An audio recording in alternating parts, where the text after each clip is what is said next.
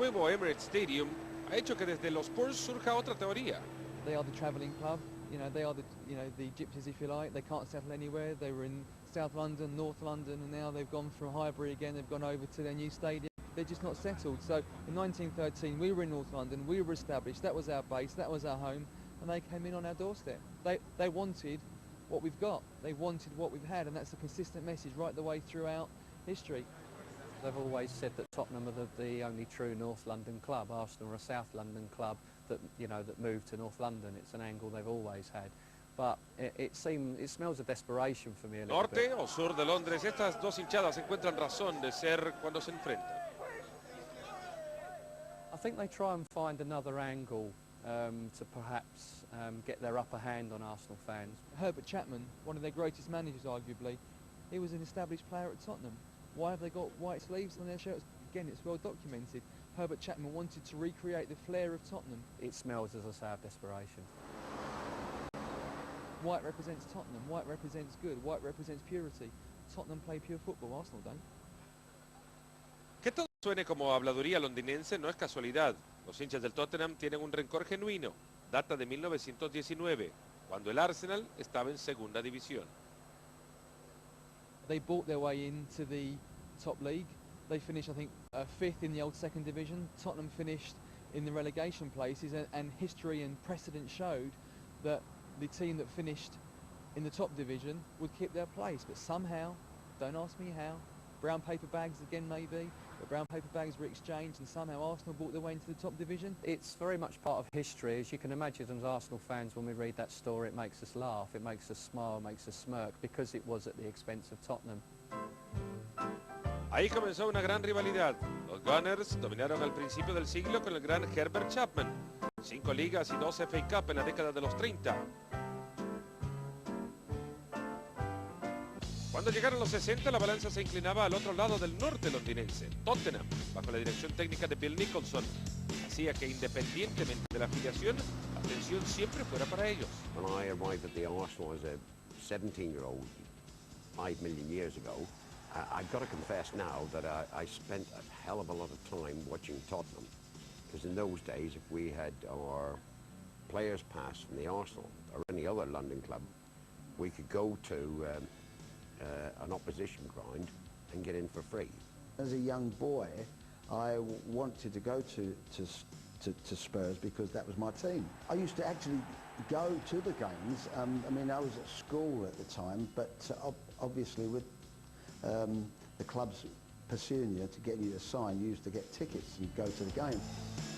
Los Spurs estaban en su apogeo cuando miles se reunían para ver al equipo de Bill Nicholson, que ganó el doblete en el 61. Danny Blanchflower como figura.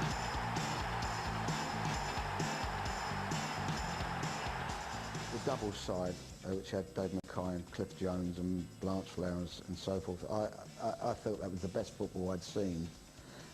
It's so fast and beautiful, and used to go to games, and the atmosphere in that ground, I don't think I quite get it the same as with those European nights at Spurs. They were absolutely amazing. Eran días de gloria en White Hart Lane y su repercusión se hacía sentir en todo Londres. Of course we were envious, we were jealous. They played superb football. They were successful in Europe. Everything was going for them.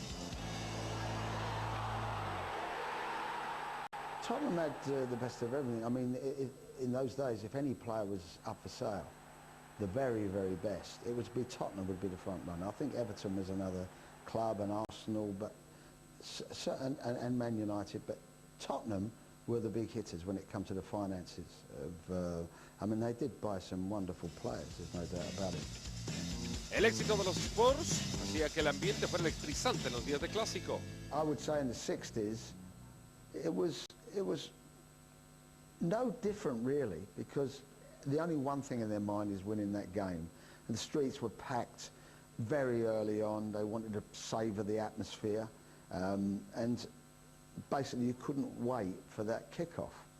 And I would say the support would have been thinking about it for weeks, maybe before the game that played the previous week, because it's coming up. And that's all that's talked about, and that's all that's is to get that one over on your local rivalry. Competitivos como eran, rivales como George Graham y Terry Venables eran muy buenos amigos fuera del campo. We played at Highbury. It was my first marriage, and I got married in the morning. My best man was Terry Venables, who was playing for Tottenham in the afternoon. We got married in the morning. I left the reception, Terry and I. We both went to Highbury to play the game, and then went back to the reception in the evening again.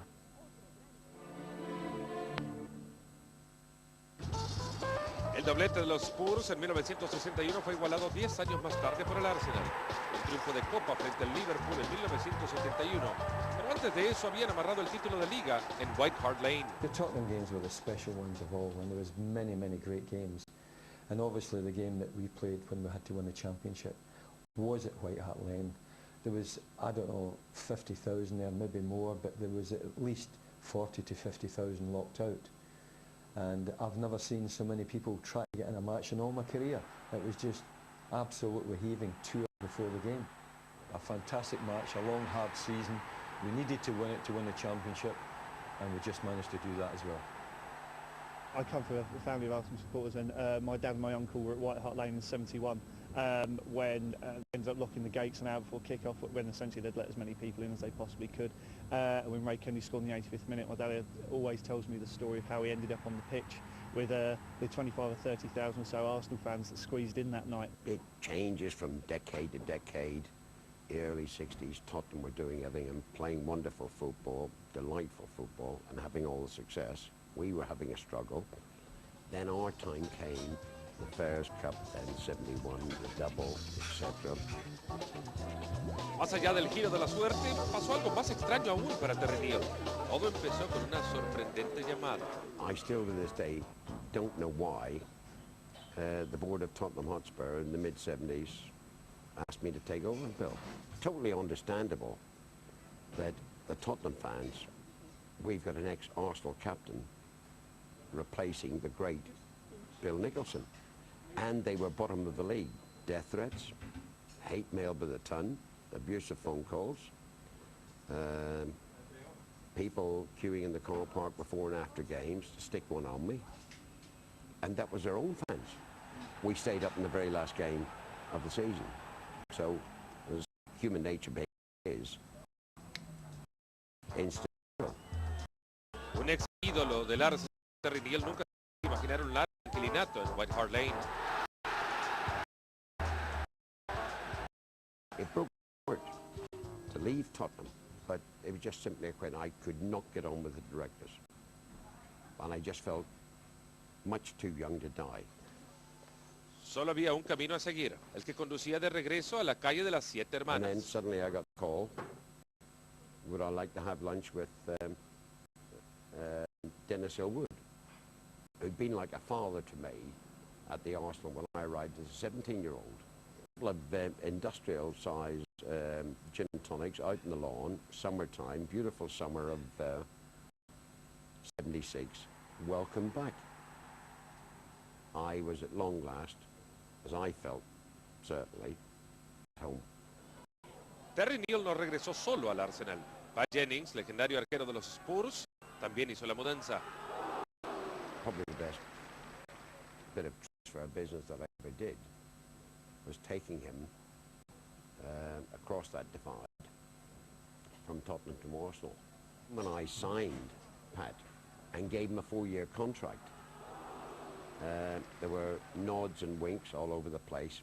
Oh well, Terry and Pat have played the Northern Ireland team for years, old pals acting everything that. In truth, 8 years later, Pat Jennings was still in the Arsenal first team, still playing international football, and I was gone. Fue un sello de la calidad y popularidad de Jennings. Por lo mismo pudo cruzarse con amigos en ambos bandos. We'll welcome them because if players move from Tottenham to Arsenal, we generally only take their very best players. I mean, goalkeeping there and revered by both teams. Spurs fans are reasonable people. Pat Jennings did it, but he's been welcomed back with open arms, okay?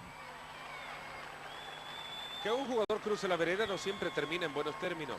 La salida de Sol Campbell del Tottenham al Arsenal en julio del 2001 dividió al norte londinense una vez más. Campbell era un diamante de la cantera de los Spurs. I think the headlines when Sol Campbell left was the ultimate act of betrayal. Not only did he lie to the Tottenham supporters by saying he wasn't going to go anywhere. Up to the last day, many Tottenham fans were very confident that Sol was going to stay and extend his stay, and then he ends up taking 100 grand a week to move to their most bitter rivals, Arsenal. Now, that is the ultimate crime. Speaking to a couple of Spurs fans I'm very good friends with, sadly deep down they understand that he had to leave Tottenham because he was a world-class centre-back and he had no place being at Tottenham, because a world-class centre-back deserves more than finishing 11th and going out in the first round of the Cup every year. The fact he went to them, yeah, that's what really hurt us. The fact that he's always said he was a Tottenham fan through and through, and you know, at the height of his career basically, to uproot and go over to that lot, that's what really hurt. En los 70 el Arsenal se instalaba como potencia futbolística para el norte de Londres. Terry Neal llegó con los Spurs a White Hart Lane en el 78. Ian Brady y su famoso zapatazo, 3 de Alan Sunderland, y el Arsenal goleaba 5-0 a los Spurs.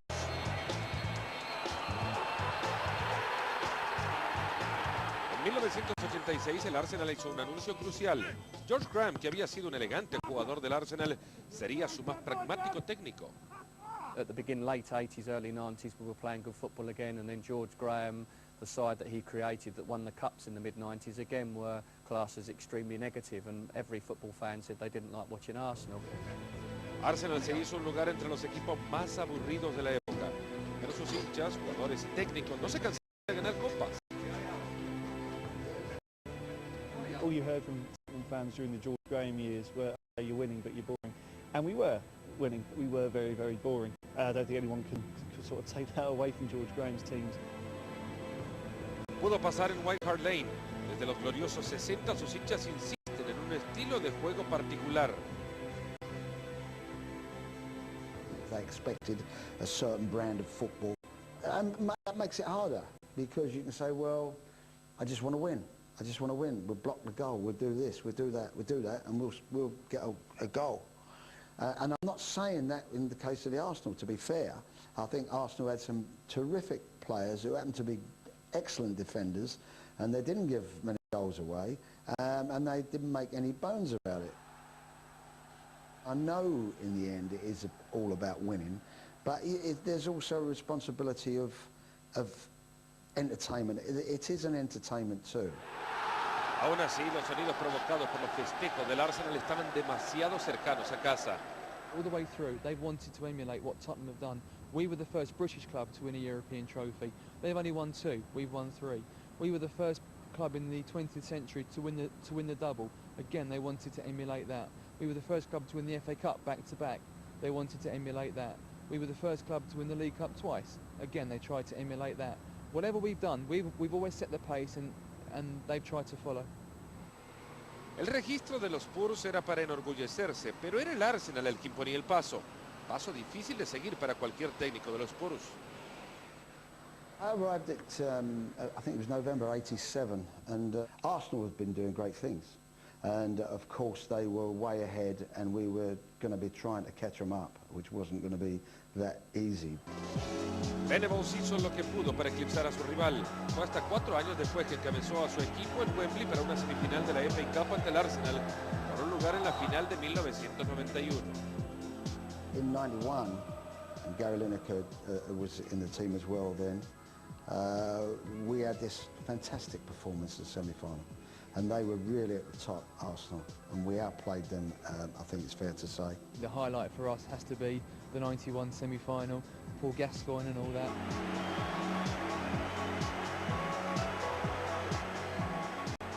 To be playing Arsenal at Wembley brought in a massive attendance, and it was a fantastic showpiece. Tottenham went into the game clearly as underdogs. Arsenal were odds on to win the double. They virtually all but wrapped up the league that season, and you know, we were just up for it more than them. We wanted it more than they did, and you know, get Paul Gascoigne, great start.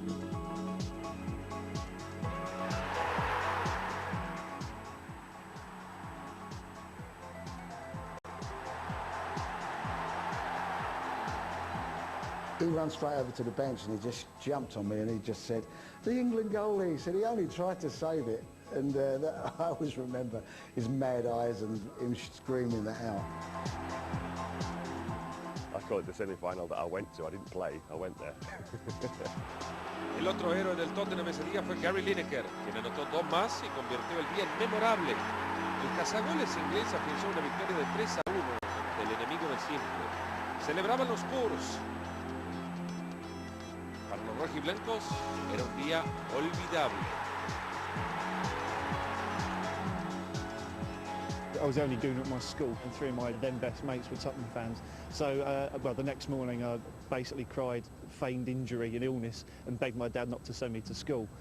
Seeing as he was trying to do the same thing to get out of work, he sort of couldn't really stop me. So I had the day off. But it was horrible. That was a magnificent game, and that team was really starting to blend. And I must say there was a lot of fantastic performances through the team. Gazza always gets the credit for it, and quite rightly. I mean, the boys would be very happy to say it was such a great team performance.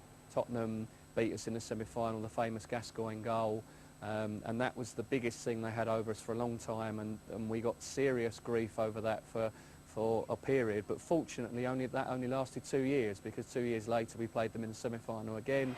Los dos fueron a Wembley para la revancha. Esta vez Paul Gascoigne no estaba para el Tottenham. Well, it's back to Wembley again, same expectations. Unfortunately, it wasn't the same game. Tottenham couldn't get their game going, and 1-0 to the Arsenal, which obviously was a renowned chant under the George Graham era.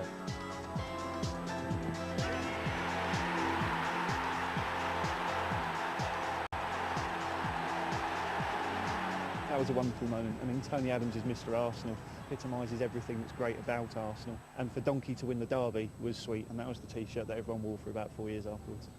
Es más allá del gol de Gascoigne, han sido pocos los momentos de festejo para los Spurs. La miseria llegó ligada a un nombre, el de Arsène Wenger, quien en 1996 tomó las riendas del Arsenal. Consigo trajo un estilo fluido de juego y con él, éxito. A fantastic period, a golden period, which may never be repeated. Wenger's a revolutionary, he's a visionary. We've played the greatest football these shores have ever seen. Watching the Arsenal teams of 2003 and 2004 was something I'll never see again. Para esa temporada 2003-2004, Arsenal ganó el título invicto. Habría más humillación para los hinchas de los Spurs. El Arsenal estaba jugando un fútbol atractivo. El aburrido era cosa del pasado, un toque de atención para el Tottenham.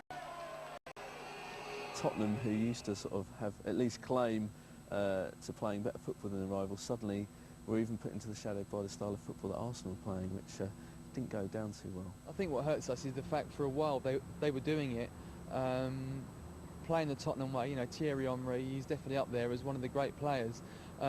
But if you look all around them, you know, they have still cheated the way through games. Arsene Wenger likes nothing more than to moan at officials. You know, there's a bit of gamesmanship that comes in to their game. If you look at Tony Adams, his favourite position was appealing for offside. He was the first one to have a go at referees. That's not the way to play the game. If you're going to play it the Tottenham way, you have to play it properly. It's all well and good playing with the flair and the panache, but you've got to do it all the way through, and that's certainly something that Bill Nicholson installed in the Tottenham players of that generation. Arsenal have failed miserably in that.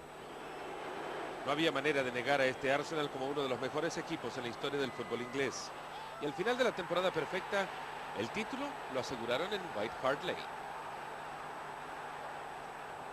What could be worse than seeing your bitter rivals celebrating winning the league championship on your own pitch?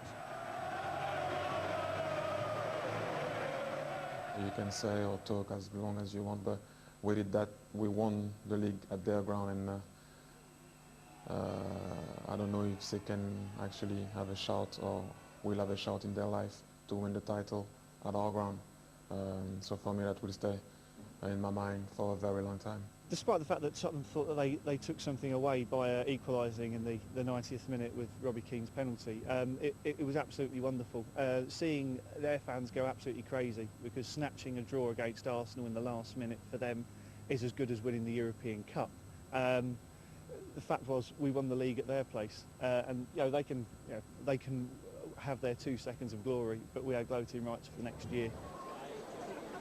Ha sido un periodo de transición en Arsenal. Se mudaron al nuevo Emirates Stadium para 60.000 espectadores. Al mismo tiempo le permiten el debut a varios jóvenes. Con el holandés Martin Jol, el Tottenham ha mejorado ciertamente y estuvieron cerca de dejar fuera de puesto de Champions al Arsenal en el 2006. Al final fallaron y siguen quedando en la sombra de los Gunners. You have to say that they've had a fantastic period of really of domination. When Arsene Wenger came, he changed around the club, he took them to a new level, and they achieved fantastic things. I think you know, not only ourselves but many Premiership clubs have tried to emulate them over the last few years. But I feel that the gap that there was there is closing rapidly, and I think we've made great progress. And I think that Arsenal know that as well. Así la historia, nuevo estadio, nuevo equipo, pero cuando una vieja figura decidió abandonar la Armada en el 2007, esto fue un golpe determinante. I would like to thank everybody that I worked with, that I played with, especially the boss and Mr. Dean and all those Arsenal fans. It was unreal at times, and I will always love the club. It was and will remain as the most difficult decision in my life. Junto a la salida de un ícono del Arsenal llegó también un periodo turbulento en los pasillos del club. Rumores de una compra multimillonaria hicieron temblar a la dirigencia. The overall feeling for me is one of great sadness, right there, because it used to be such a unified club. And I'd always said over many, many years that the strength of Arsenal Football Club was in the boardroom. Now that seems to have been rocked a little, so some interesting times ahead, but I do fear that it may be the end of an era as far as the Arsenal Football Club are concerned. En White Hart Lane, la temporada 2007-2008 trajo consigo problemas en el campo. Martin Jol fue reemplazado por el español Juan de Ramos, que fue inmediatamente confrontado con el peso de la historia de White Hart Lane. It's obviously very special to be at such a big club with such a past history, but I don't think you can live on past histories. I think you've got to live in the now. This club has been a great club and will be for many years, regardless of whether we're here playing or not. I think we've got to achieve things for ourselves. We have to create history for ourselves rather than looking back and thinking, oh, you know, this is a big club, we can't rest on our laurels. We've got to keep it a big club. You know, there's too many people look back in the past and say, you know, this has happened, this has happened. We've got to create history now.